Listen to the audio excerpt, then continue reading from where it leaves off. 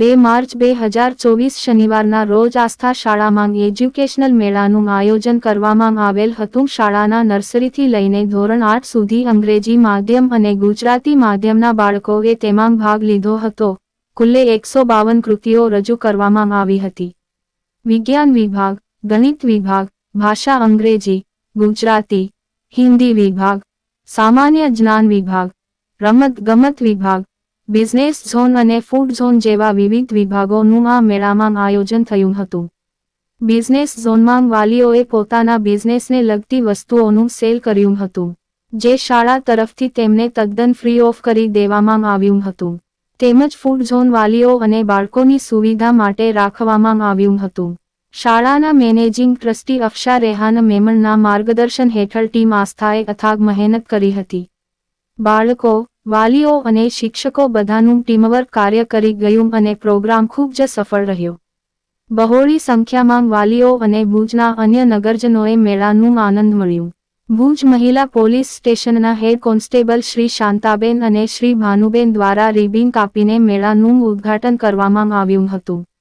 Police ટીમનું સ્વાગત શાળાની બેન્ટી ટીમે બેન્ડ વગાડીને કર્યું હતું। હેડ કોન્સ્ટેબલ શાંતાબેન અને ભાનુબેને બાળકોની તમામ કૃતિઓ આનંદથી નિહાળી હતી અને ભરપૂર પ્રશંસા કરી હતી। શાળાના બાળકોને સમજાવ્યું હતું કે પોલીસ તમારું મિત્ર છે, એનાથી ડરવાની જરૂર નથી। આવતા સમયમાં શાળામાં એક મોટો સેમિનાર મહિલા પોલીસ અધ્યક્ષ ચૌધરી મેડમના અંડરમાં આયોજિત કરશે તેવું પણ જણાવ્યું હતું। શાળાના ચેરમેન સીએ રેહાન મેમણે આવા મેળાના આયોજન પાછળનું હેતુ સ્પષ્ટ કહ્યું હતું કે માત્ર બાળકોનો વિકાસ અને પોતાને અભિવ્યક્ત કરવાની કલા ખીલવવાની નેમ સાથે આસ્થા શાળાએ આ મેળાનું આયોજન કર્યું હતું।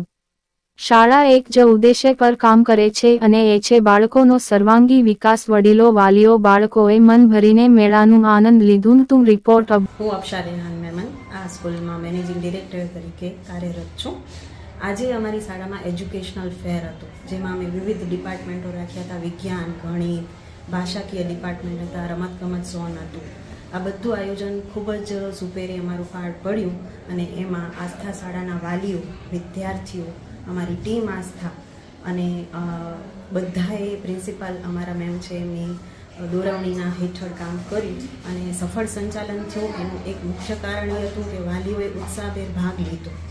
ખૂબ બધા જાહેર જનતાને આમંત્રણ આપવામાં આવ્યું હતું, તો જાહેર જનતાએ પણ ખૂબ જ સારી માત્રામાં બધાએ અહીંયા વિઝિટ લીધી અને અમારા બાળકોને પ્રોત્સાહન આપ્યું અને અમારું આ તમામ પ્રોગ્રામ, અમારું આયોજન સુપેરે પાર પડ્યું એના માટે ખૂબ ખુશીની લાગણી અનુભવું છું। લગભગ તમે અંદાજિત હું કહું કે 150 જેવી કૃતિઓ અમારી હતી અને 250 જેવા બાળકોએ આ અમારા કાર્યક્રમમાં ભાગ લીધો હતો।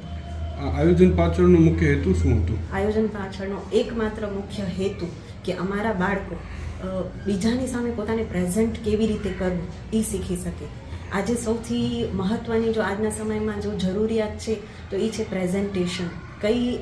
કઈ ભાષામાં આપણે પોતાને વ્યક્ત કરીએ છીએ અને સામેવાળા સામે પોતાને વ્યક્ત કરવું એ ખૂબ જરૂરી છે। આજે દરેક ફિલ્ડમાં તમે જુઓ છો કે હરેક ફિલ્ડમાં પ્રેઝન્ટેશનનું ખૂબ મહત્ત્વ છે। હવે ઘણીવાર એવું થાય, ઘણા બાળકો તો પોતાનું વાત કહી શકે છે આરામથી, પણ અમુક બાળકો શરમ અનુભવે છે, બીજાને જોઈને વાત કરતાં અટકી જાય છે। તો આ એ લોકોની શરમ, એ લોકોનું હેઝિટેશન જે છે એને દૂર કરવા માટે અમે અમારો આ મુખ્ય હેતુ હતો, એના માટે અમે આ આખો કાર્યક્રમનું આયોજન કર્યું હતું। કયા સ્ટાન્ડર્ડથી કયા સ્ટાન્ડર્ડ સુધી હતું? આ અમારું સોપાન 1 કેજી માધ્યમ અને જે નર્સરી છે ત્યાંથી લઈ અને સ્ટાન્ડર્ડ 8 ધોરણ 8 સુધી ઇંગ્લિશ મીડિયમ અને ગુજરાતી મીડિયમ 2 અમારી શાળાઓ છે। આસ્થા ગુજરાતી માધ્યમ શાળા, આસ્થા ઇંગ્લિશ મીડિયમ સ્કૂલ।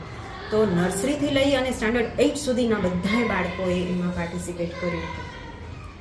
હું સીએ રેહાન મેમણ આસ્થા સ્કૂલનું ચેરમેન છું અને આજે આપણે ફન ફેર પ્રોગ્રામનું આયોજન કર્યું હતું, જેમાં બધા ટીચરોએ ઘણી સારી મહેનત કરી હતી અને ખાસ કરીને જે આપણા સ્કૂલના મેનેજિંગ ટ્રસ્ટી છે અફશા મેમન, એમની પણ ખૂબ જ સારું એવી મહેનત સાથે છોકરાઓને બધા કૃતિઓ તૈયાર કરાવ્યા અને આ રીતે સારું એક આયોજન કર્યું અને અમને વાલીઓનો પણ સારું એવું સપોર્ટ મળ્યું છે અને છોકરાઓ પણ બધા ઉત્સાહભેર ભાગ લીધું છે। ઓકે